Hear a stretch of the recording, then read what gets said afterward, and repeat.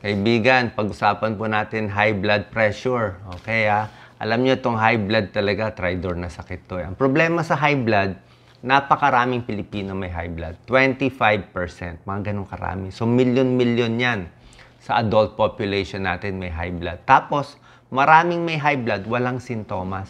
Taas ng pressure nila, kala mo, malapit na ma-stroke, malapit na ma-heart attack, pero walang sintomas. May ganun eh. So, ano nangyayari? Pag ito yung sa puso natin, pakita natin, pag mataas yung pressure dito sa mga arteries. So, laging mataas ang pressure sa utak. Pwedeng pumutok yung ugat sa utak, pwedeng ma-stroke, mapaparalyze yung kamay, namamanhid yung kamay, hindi na mataas yung kamay. Meron din, pag mataas ang pressure, masisira ang kidneys. Pag nasira ang kidneys, tataas yung creatinine, kidney failure, dialysis yan, hindi po maganda. Minsan, mataas ang pressure, nahihirapan ang puso. Atake sa puso nangyayari. Ngayon, maraming kababayan kasi natin, basta walang sintomas, wala nang pakialam eh. Hindi po dapat. Kasi meron na tayong warning sign eh. Makikita mo sa blood pressure. Magpapa-blood pressure lang. Pwede sa center, I think sa mall, meron din mga nagbibigay naggagawa ng libreng blood, nagpapagawa ng libreng blood pressure. So, ang gagawin natin dito, titignan nyo lang, ha? Dapat ang blood pressure nyo, 120/80. Ito pinakamaganda. Talagang pang binata to. Ito pinaka-okay. Kung di natin kaya 120/80, pwede na siguro 130/85, medyo mataas. Pero pag lumampas tayo ng 140/90, high blood na po yun.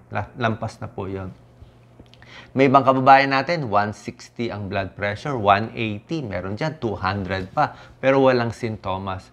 Kahit walang sintomas po, kailangan po talaga either lifestyle change, tuturo ko yung natural remedy, pero pag hindi nakuha sa natural remedy, kailangan iinom ng gamot talaga. Kasi napakataas eh. Parang sa kotse yan eh. Sa kotse, mayroong temperature, di ba? Pag tumaas na yung temperature, umaandar pa naman yung kotse, pero tumaas na eh, mainit na eh. Pag lumampas yung temperature sa high, titirik na yung kotse. Ganyan din tayo. Pag 160, 180, sabihin mo, walang sintomas. Pero pag 190, 200, biglang pumutok yung ugat sa utak, ay doon na titirik na yung sa ulo, titirik na yung sa puso. Pwedeng mamatay yung pasyente. So, wag babaliwalain pag ang blood pressure nakuha ay mataas. Okay? So, normally, itong mga binibigay na gamot ng mga doktor, papakita ko lang, para alam niyo yung mga choices natin. Merong A, B, C, D yan eh. ACE inhibitors, yung mga Pril. Captopril, Enalapril, isang klaseng gamot pang high blood. May ARB, yung mga losartan, very common to. Merong beta blockers, ending niya olol, metoprolol, atenolol. Merong calcium antagonist, ito yung mga PIN, amlodipine, nifedipine. Okay, kadalasan ito ang binibigay. Mura na ngayon po sa mga generic ngayon. Minsan may 2 piso, 4 na piso lang. Diba? I think sa center, binibigay din ng libre. Pag hindi na makontrol ng natural remedy, mataas talaga ang blood pressure, kailangan natin uminom ng maintenance. Ito po, binibigay ito sa mga center dati. Hindi ko lang alam kung meron pa ngayon. So, kailangan, pag uminom kayo ng gamot sa high blood, alam niyo kung ano yung generic name para hindi malito yung doktor. Pwede na generic, ha? Kung walang pera, okay na yan. Kahit 2 piso, 3 piso lang yung gamot. Mas maganda na yan, araw-araw nyo na iinom, kaysa bibili tayo ng mahal, 2 araw lang na iinom. Hindi po maganda eh. Kasi normally, ang effect ng mga gamot sa high blood, mga 24 hours. Kadalasan 24 hours. So next day, medyo mahina na. Masama ba ang gamot sa high blood sa kidney? Hindi po. Nakakatulong nga siya eh. Pag mataas ang blood pressure, mas masisira ang kidney. Mataas ang blood pressure, mas masisira sa utak. Yung mga gamot, actually sa mga pag-aaral, napapahaba niya yung buhay natin ng 9 to 10 years.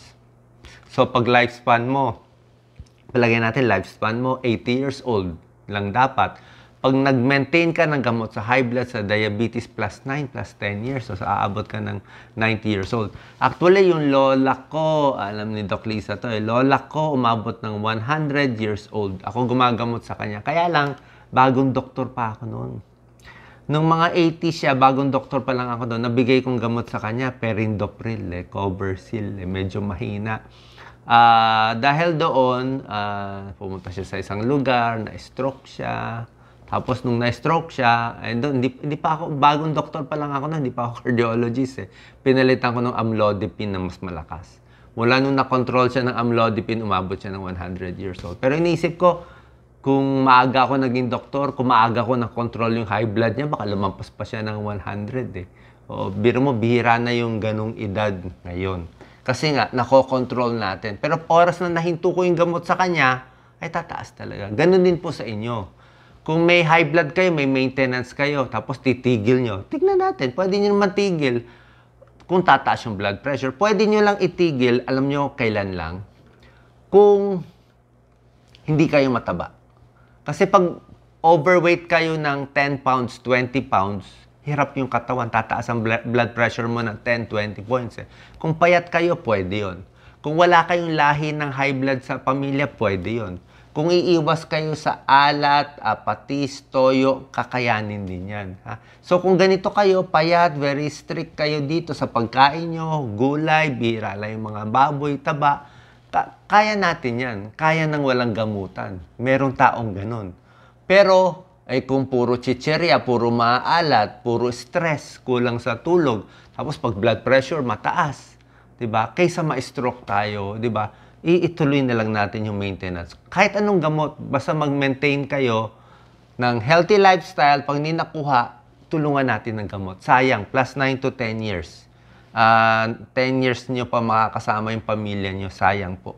Yung ginagawa ko sa sarili ko, actually ang iniinom ko metoprolol eh. Pero mainly for palpitation, di pa for high blood. Pero may tulong na rin kung high blood ako sa ibang araw.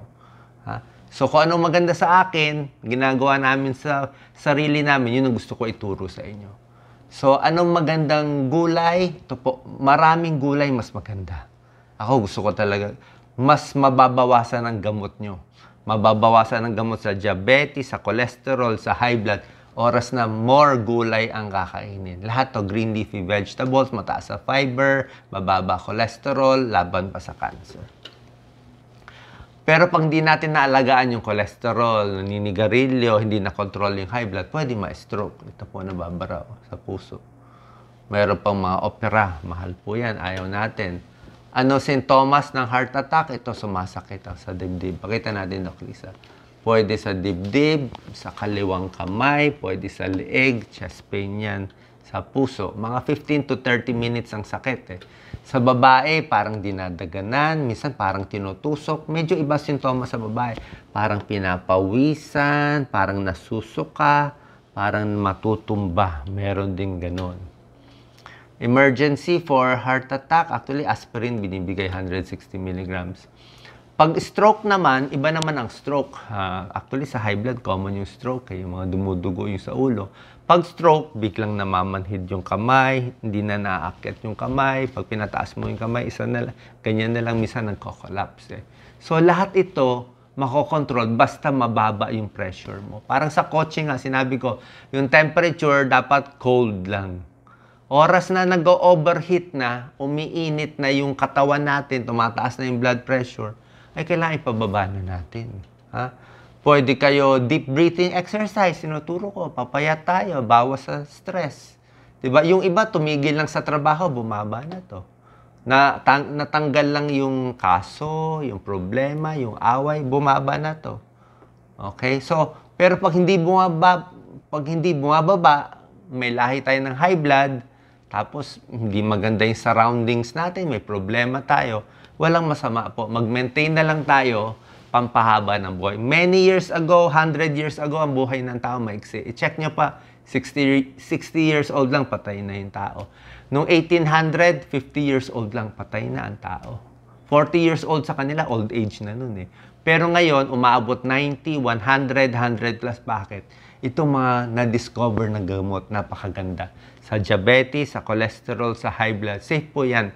Para po sa inyo yan. Kung anong para sa akin, yun din gusto ko ituro sa inyo para mas mahaba ang buhay natin.